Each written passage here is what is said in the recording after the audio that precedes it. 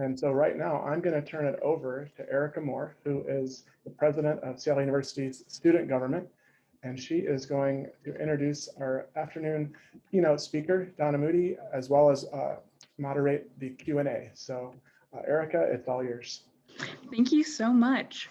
Yeah, so Donna Moodie is the executive director of the Capitol Hill Eco District, the executive vice president of community development at Community Roots Housing, and the owner of Majory Restaurant in Seattle's central area.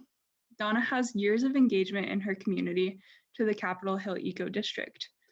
A creative and inspiring community leader, Donna navigates the complex crossroads of art, commerce, government, and the environment to develop transformational and sustainable solutions to a wide range of chronic community challenges. Having established herself as a trailblazing restaurateur, in recent years, Donna has grown increasingly active in Seattle civic life, advocating for small businesses and participating in many boards and committees. So with that being said, Donna, I'll turn it over to you. Thank you. First, before I start, I just want to say how interesting the afternoon has been. I feel like I've learned so much, and I really appreciate just the effort that everyone made to do presentations and the information that was shared. I feel smarter as a result of it. So I was going to start with the idea of everyday environmentalism. And one of the things that I think is that a lot of times we're overwhelmed as a society when we hear about something really big like the climate crisis, and we often think, what can I do to help? What can I do to assist? How can I make it better? And it just seems so overwhelming that instead of participating, we kind of just throw up our hands and don't do anything to help because we feel that it's a bigger issue. It's made for corporations to fix. It's made for activists to fix. And we feel very removed from the everyday person. So, thank you, Yolanda. So we feel oftentimes that it's just something that, because it's so big, we're not going to do anything, because what does it matter if one simple person doesn't participate? And I think as a result of that, we end up with kind of a withdrawal for everything. I'm going to go to the next slide, which is up right now. Back one slide, please. Thanks. So I think one of the biggest things that happens is we just say, basically, it's too big to tackle. You look at a big pile of junk, you look at garbage piles, you look at waste in the ocean, you look at how much plastic everyone is consuming, you look at traffic jams on the road. Everything just seems like too much. What can I do? What difference can I make as a simple human being, a citizen in my community, a neighbor, a consumer? How can I impact change? And next slide, please. It's really simple. It's a lot of small actions that contribute to basically a solution. It's looking at a big problem and not thinking you have to solve the whole problem, but that you can solve the problem step by step, piece by piece, contribution by contribution. So when we look at something like a big pile of trash, maybe we're not going to be able to clean up the whole big pile, but maybe we can make a dent in that pile. Maybe we can influence people in our community to participate because they're so inspired to see the work of one or two people and they feel that they should help as well. Next slide, please. I think a lot of times it's really important to take a look at everything and ask yourself, what can I do? Sometimes what I do every morning is make a list of something that I can do to impact our environment in a really positive way. I think it's really easy to look at movements and think, you know, I don't know if I can miss work every Friday to have a climate sit-in. I don't know if I can get an entire world of a student population to respond to my efforts, but I can maybe take the bus to work instead of driving today. I can maybe walk to work instead of driving today.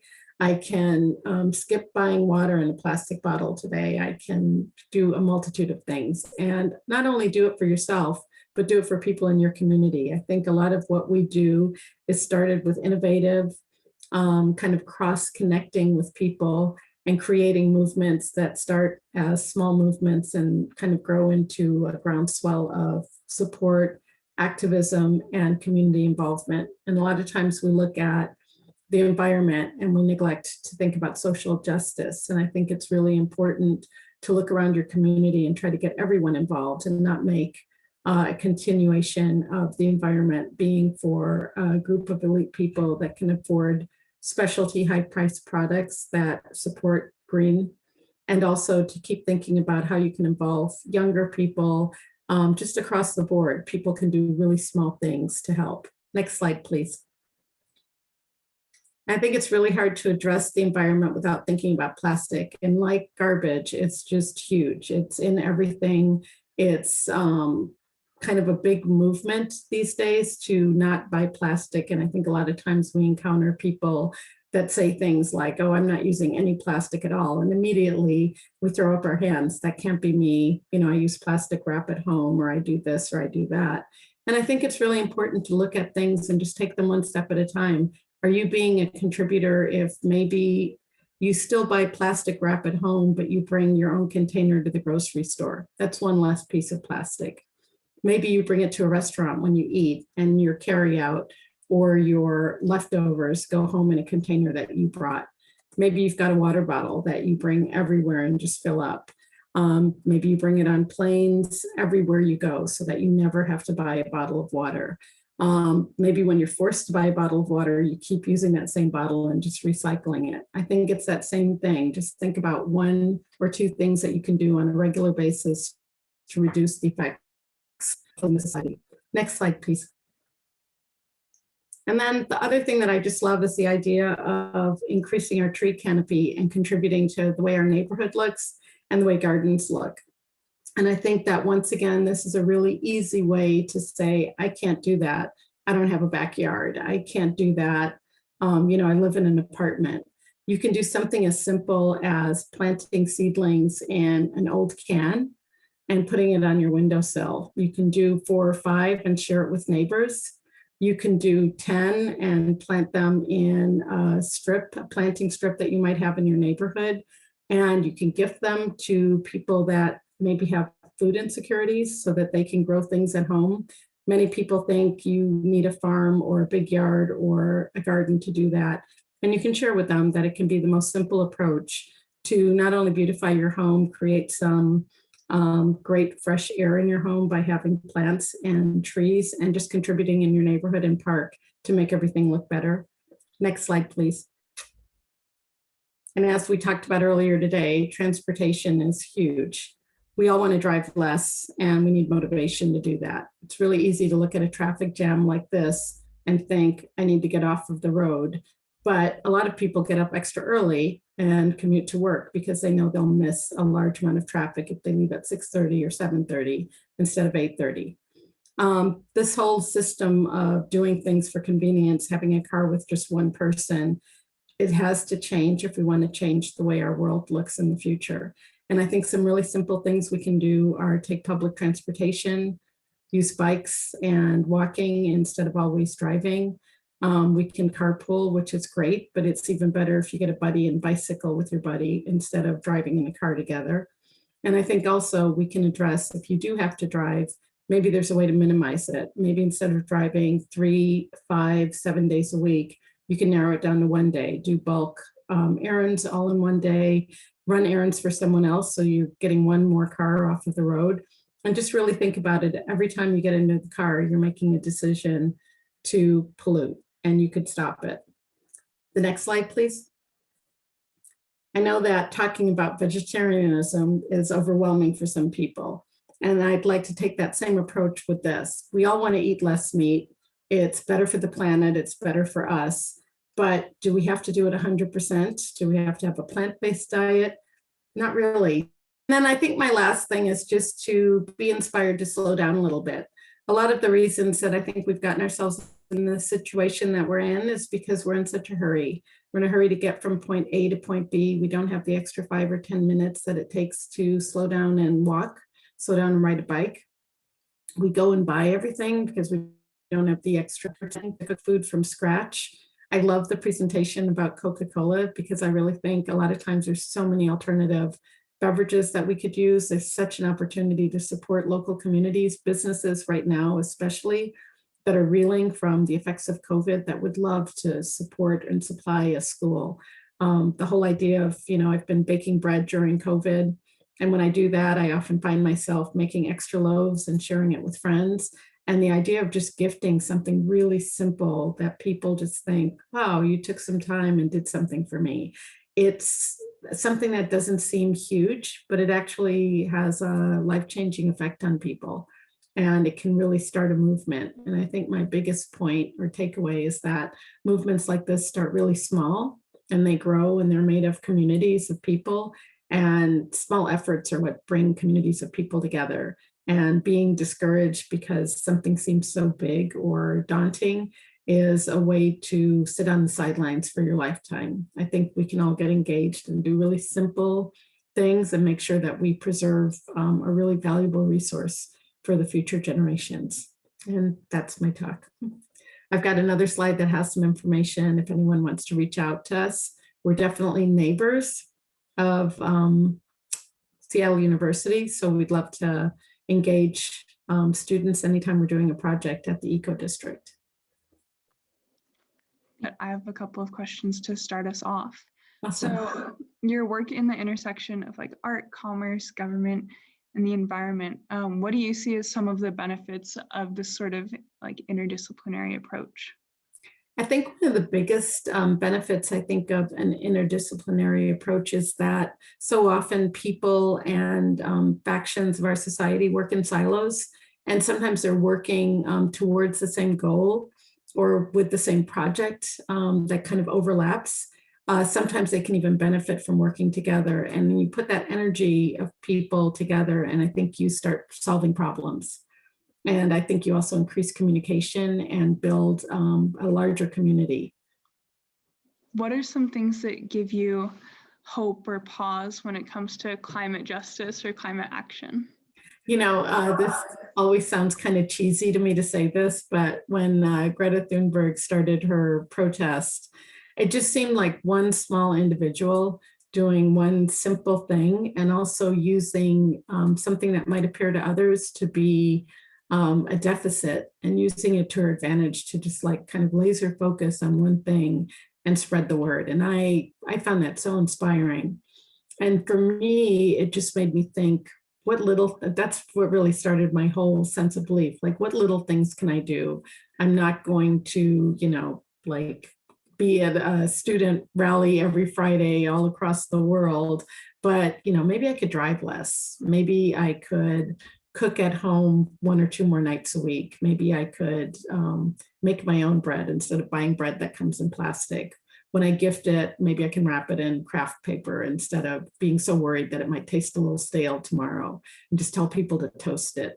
At the restaurant, we're avid recyclers, so just kind of always looking into things like that. At the Eco District, a lot of times we have people that say, like, that just sounds so scientific. We don't have an urban studies degree. We're not urban planners.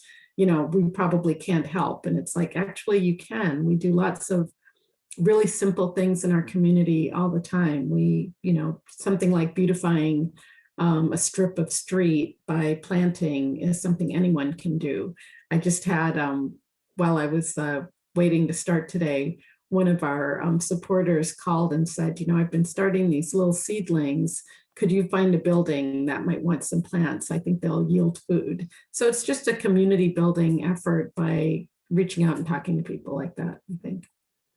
I understand that you do some work in like advocating for small business owners. What is your approach to building connections and trust and relationships with folks, not just in regard to like business matters, but also like developing a sort of relationship that would encourage people to take action on behalf of the environment?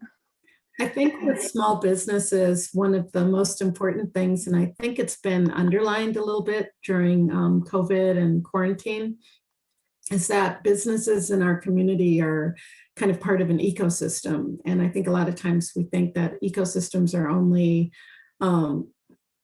environmental things. It's only like how natural elements work together. But when you look at the small business as part of an ecosystem, you think if they were gone, would they be replaced by big corporations that don't really care about the members of the community?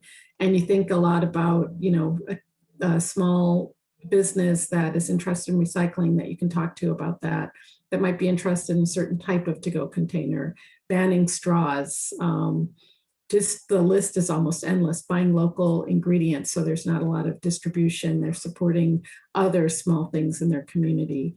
The way they package things, the way they grow things in their front yards. Just seeing all of these cafes is a perfect example of how people could actually take back the streets and make it inconvenient for cars and prioritize pedestrians, cafe supporters of small business, bicycles to kind of take over the streets. And I'm not saying at this point in time, we don't need some arterial ways to get around, but we could certainly sacrifice a lot of our smaller streets to cafes, retail business selling outside, and just people walking freely and feeling like they have greater access to small business, to neighbors, to space on the street.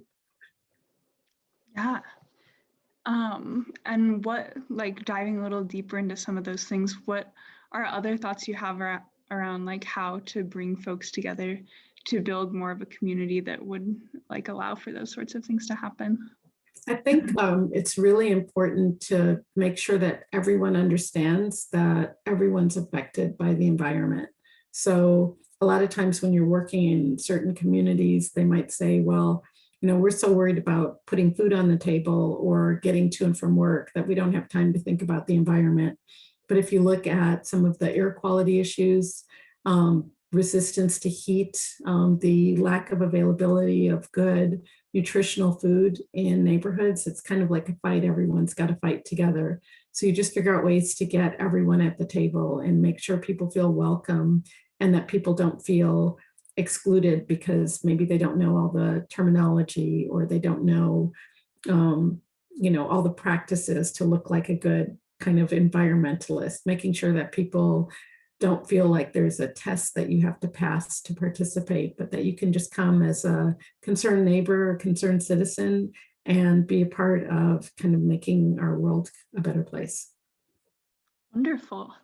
And from your perspective, what role should higher education institutions, like specifically SU, and as like a more broader conglomeration, I guess, what role should they play in addressing environmental justice as well as climate justice issues?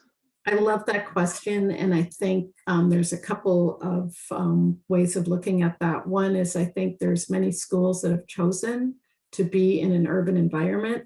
I think you go into certain areas across America and you'll find schools that have kind of chosen to be the center of a city and then have the city kind of build around it. But in a place like Seattle, it's actually like the university is a part of the urban environment. So I think one of the first things a school like Seattle University can do is make sure that they are a part of the community, make sure they're, boots on the ground for making things better, talking to neighbors, not just being a school that's isolated in a community, but to be a part of the community that they're in.